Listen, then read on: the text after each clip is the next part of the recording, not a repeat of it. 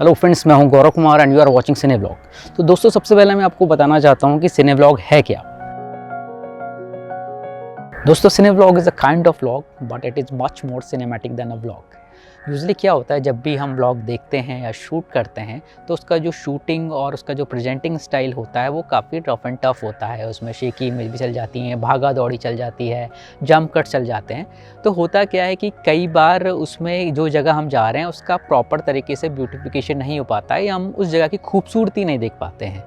तो खैर, उस व्लॉग का एक अलग स्टाइल है, एक अलग कैटेगरी है।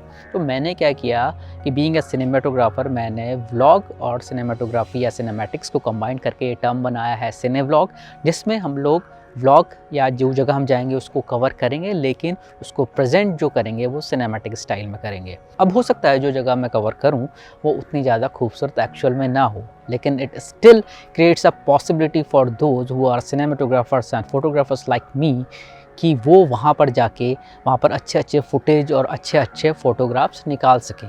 तो ये आप लोगों के लिए भी है जनरल, जो हम लोग देख रहे हैं कि अगर आपको पता है कि ये जगह है, देखने में उतनी खास नहीं है, लेकिन अगर ये अच्छी आई है मेरे वीडियो में तो यहाँ पर स्कोप है अच्छी फ़ोटोग्राफी का भी। अब नेक्स्ट थिंग है कि हम इस पर कवर क्या क्या करेंगे, राइट। तो इसमें हम लोग जहाँ भी मैं जाऊँगा, जो प्लेसेस मैं एक्सप्लोर करूँगा, उसके अलावा कल्चर, वहाँ के फेस्टिवल्स, वहाँ का फूड, वहाँ का क्यूजिन, बहुत सारी चीज़ें। ये सिर्फ लिमिटेड नहीं है सिर्फ प्लेसेस को लेके, बल्कि इसमें बहुत सारी चीज़ों को हम कवर करेंगे। लेकिन जो भी कवर करेंगे हम उसे सिनेमैटिक स्टाइल में शूट करेंगे और सिनेमैटिक स्टाइल में उसे प्रेजेंट करेंगे प्रॉपर बार्स के साथ। इसमें आप यूजुअल जैसे यूट्यूब में वीडियोज़ देखते हैं पूरा आता है, इसमें आपका सिनेमैटिक बार दिखेंगे, इसमें थोड़ी कलर ग्रेडिंग दिखेगी। हो सकता है एक्चुअल कलर आपको दिखाई ना पड़े, पर मेरा पर्पज़ जो है बेसिकली सिनेमैटिक्स को या आपका सिनेमेटोग्राफी स्टाइल को पॉपुलर करना है व्लॉग के फॉर्म में। तो दोस्तों, क्योंकि ये पहला एपिसोड है तो मैं आपको थोड़े अपने प्रोफाइल के बारे में भी बता दूं। मैं उत्तराखंड के एक बहुत खूबसूरत से शहर हल्द्वानी से बिलोंग करता हूं और इससे पहले मैं 9 इयर्स तक असिस्टेंट प्रोफेसर रहा मैकेनिकल इंजीनियरिंग डिपार्टमेंट में। लेकिन मेरा जो पैशन था सिनेमाटोग्राफी एंड फोटोग्राफी था, तो मैं फाइनली इस फील्ड में पूरी तरह से आ चुका हूँ। Currently I am working as creative head in Himalayan Stallion, which is a company owned by Mr. G Salal, who is a very famous YouTuber and fitness enthusiast। तो दोस्तों, अभी मैं सूरत में हूँ, तो ये जो सीरीज़ स्टार्ट हो रही है वो सूरत से स्टार्ट हो रही है। धीरे धीरे मैं और स्टेट्स में, उत्तराखंड में और जहाँ जहाँ मैं जाऊँगा वहाँ की कल्चर को एक्सप्लोर करूँगा और कोशिश करूँगा कि आपको हर चीज़ बहुत खूबसूरत ढंग से दिखा सकूँ।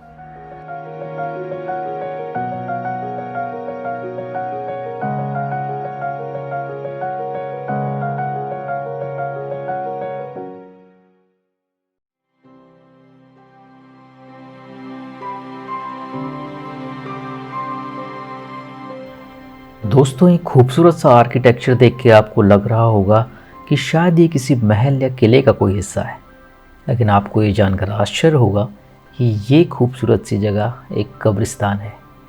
जी हाँ, ये एक कब्रिस्तान है जो गुजरात के सूरत शहर में स्थित है और इसे बनाया गया है डच, आर्मेनियम और इंग्लिश कम्युनिटी द्वारा। अब बात आती है, सूरत तो हिंदुस्तान में है, तो ये कब्रिस्तान यहाँ पर क्यों बनाए गए हैं? तो इसके लिए हमें ज़रा से इतिहास में जाना पड़ेगा। आपकी जानकारी के लिए बता दूं कि मुग़ल साम्राज्य के समय सूरत व्यापार के लिए एक बहुत ही महत्वपूर्ण शहर हुआ करता था। पोर्टुगीज़ यहाँ पर 1540 से ट्रेड कर रहे थे। 17वीं शताब्दी की शुरुआत में पोर्टुगीज़ ट्रेडर को रिप्लेस किया डच और इंग्लिश ट्रेडर्स ने।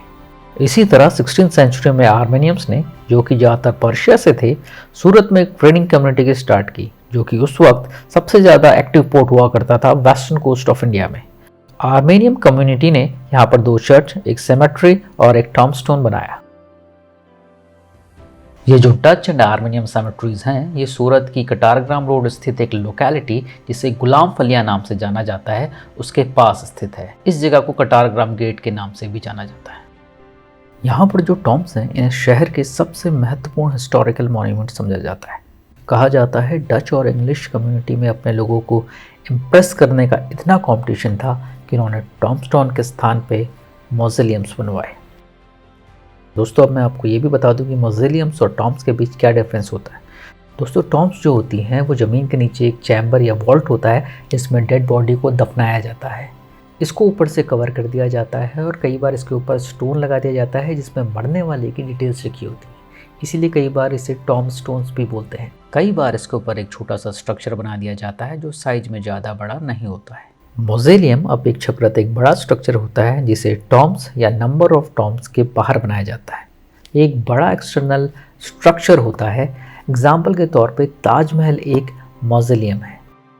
मॉज़ोलियम वर्ड डिराइव हुआ है मॉज़ोलियम ऑफ हेलिकार्नेसिस से, जहाँ पर किंग मॉज़ोलियस को दफनाया गया है। दोस्तों, उस समय ये माना जाता था कि मृत्यु या डेथ एक ट्रांजिशन है दूसरी दुनिया में, जहाँ पे आपकी लाइफ कंटिन्यू होती है। ये भी माना जाता था कि जो आत्माएं होती हैं वो बहुत पावरफुल और इनकम्प्रहेंसिबल यानी समझ से परे होती हैं, जो किसी भी जीवित व्यक्ति को अफेक्ट कर सकती हैं अच्छे या बुरे रूप में। इसलिए ये बहुत इंपॉर्टेंट होता था कि उस वक्त मरने वाले के लिए ऑफरिंग रखी जाती थी फूड या ड्रिंक्स के रूप में, जिसे मरने वाले के साथ ही दफन कर दिया जाता था। अब जो ये डच टॉम्ब्स हैं वो बहुत सारे शेप्स एंड साइजेस में हैं, लेकिन ग्रैंडियोज मॉज़ेलियम और बैरन एड्रियन वैन रीड, जो कि एक डच गवर्नर थे, उनकी टॉम्ब सबसे भव्य है।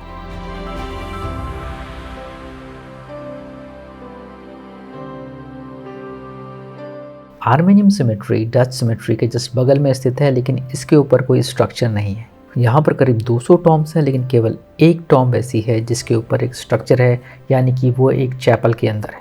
इससे ये पता चलता है कि ये जो कब्र है ये किसी इम्पॉर्टेंट व्यक्ति की कब्र है। तो ये कब्र है ख्वाजा फानूस कलंदर के बेटे की, जो उस समय के एक प्रख्यात व्यापारी थे और आर्मेनियन नेशनैलिटी के लीडर भी।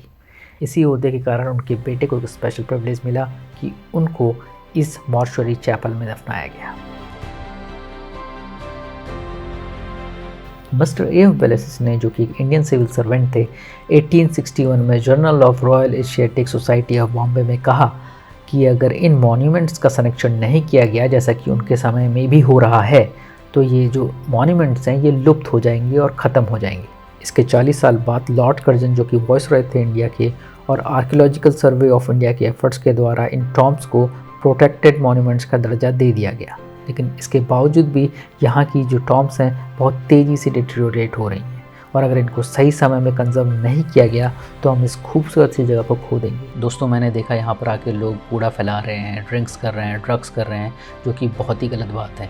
दोस्तों, ये आपका शहर है और ये आपके शहर की एक खूबसूरत जगह है, वो भी ऐसी जगह जो ग्लोबली आपके शहर को रिप्रेजेंट करती है ऑल ओवर दी वर्ल्ड। तो ये आपकी जिम्मेदारी बनती है कि आप इसको साफ़ सुथरा और मेंटेन करके रखें और अपनी तरफ से कोई गंदगी ना फैलाएं।